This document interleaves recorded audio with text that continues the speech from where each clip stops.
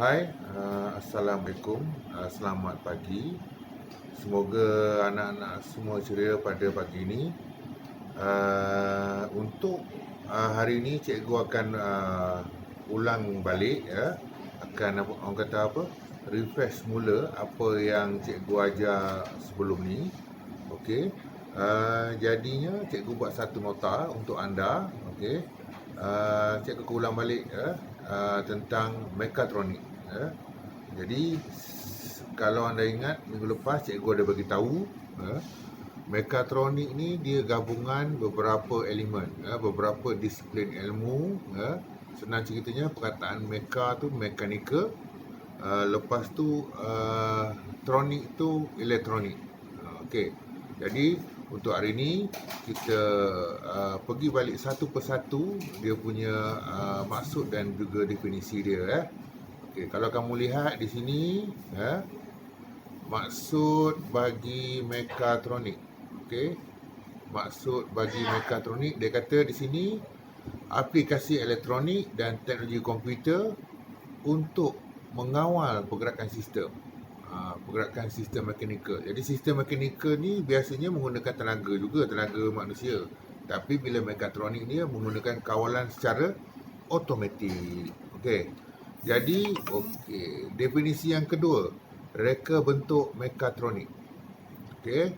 Reka bentuk mekatronik, dia kata sistem yang menggabungkan ilmu, maksudnya elemen-elemen, okey, elektrik, mesti ada elektrik sebagai sumber kuasa dia, sama ada gunakan bateri arus terus ataupun guna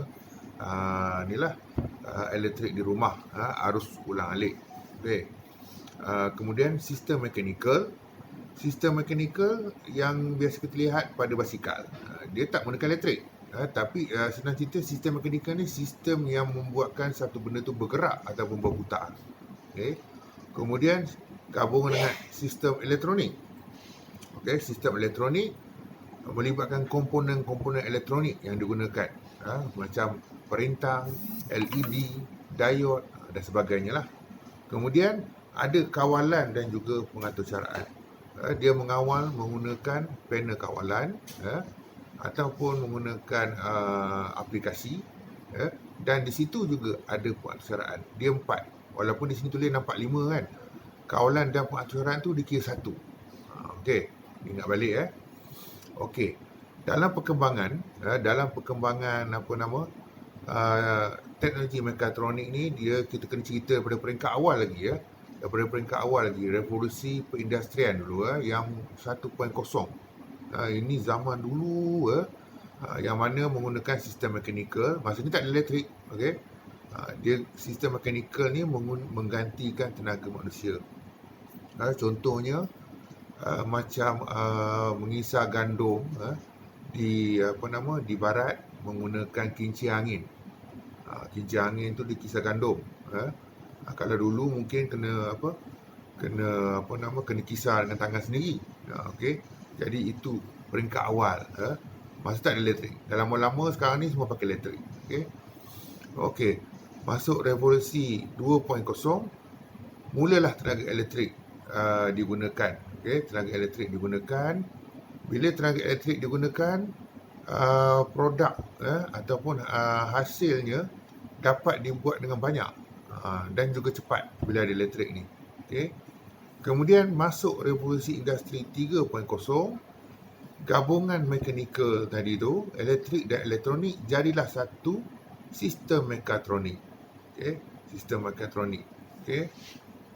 Kemudian yang keempat, yang sekarang ni, revolusi industri 4.0 ataupun lebih dikenali sebagai IR 4.0, sistem mekatronik ini digabungkan dengan kemajuan internet. Dia panggil internet benda.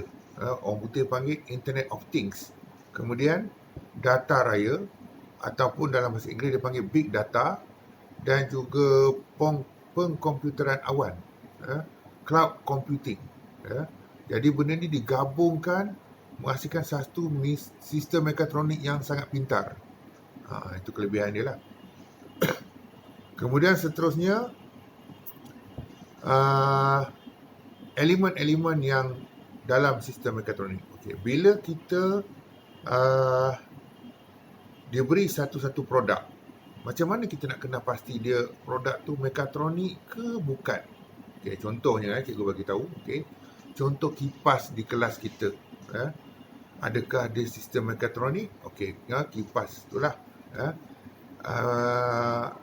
Elektrik dia ada, daripada ni lah elektrik rumah lah, elektrik di sekolah tu. Kemudian elektronik dia ada tak? Ada. Di bahagian apa nama?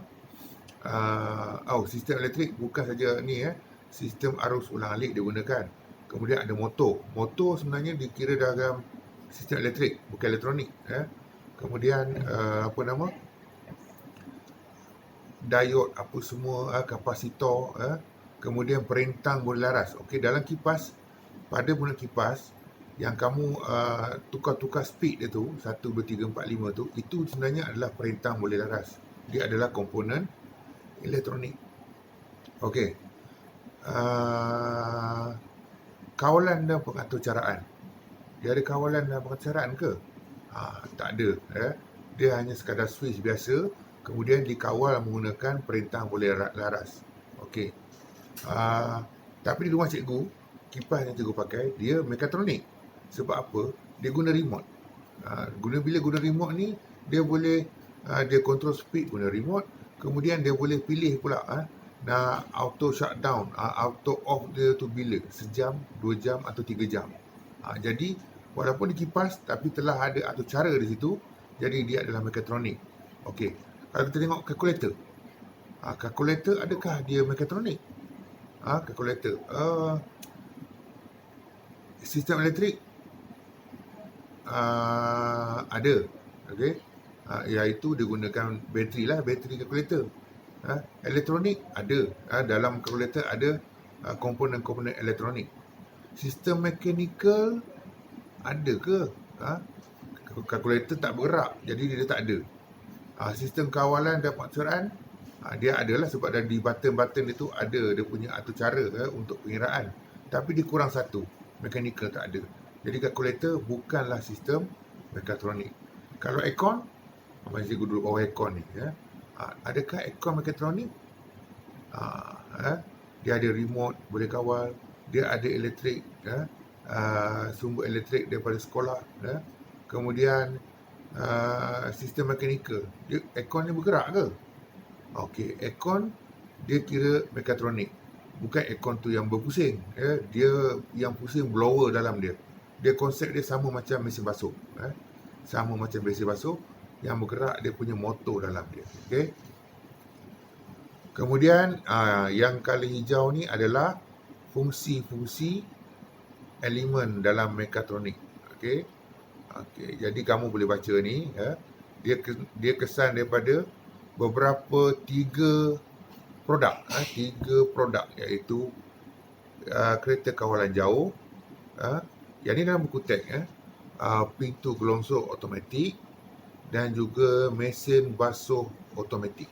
Kalau kita lihat di sini, kereta kawalan jauh, sistem elektrik dia guna bateri, betul kan, remote control. Kemudian motor AT, motor arus terus. Okey. Kemudian elektronik dia guna pemacu motor. Pemacu motor ni dia papan litar. Okey, dia bukan motor, dia papan litar. Kemudian modul gegantilah. Kemudian sistem mekanikal yang kita gunakan dalam kereta remote control, gear. Gunakan gear untuk menggerakkan tayar dia. Kawalan dan pengaturcaraan, kita gunakan magnet code dalam kita punya projek, bila kamu dah kembali ke sekolah lah. Kemudian yang kedua, pintu gelangsar automatik yang seperti digunakan di Aeon, menggunakan motor arus terus. Kemudian dia ada pengubah. Okey, dia ada pengubah. Pengubah ni tujuan dia untuk mengubah dia punya arus tu. Mengubahkan arus, sama ada nak naik turun ataupun dia mengubahkan arus ulang alik ke arus terus. Okey. Kemudian untuk elektronik dia ada penderia gerakan, sensor, moving sensor. Orang lalu pintu buka. Okey. Bila tak ada orang pintu tutup. Okey. Kemudian sistem mekanikal yang digunakan untuk menggerakkan pintu tu menggunakan takal macam di bendera tu, menggunakan tali sawat, inilah macam di apa, belting, orang panggil belting. Kemudian menggunakan gear. Okay. Kemudian sistem kawalan dia, sistem kawalan yang telah diaturcarakan. Okay. Kemudian mesin basuh automatik pula, kalau kamu lihat di situ menggunakan motor AU, okey, motor AU. Kemudian pengubah macam digunakan apa nama pintu gelangsa juga.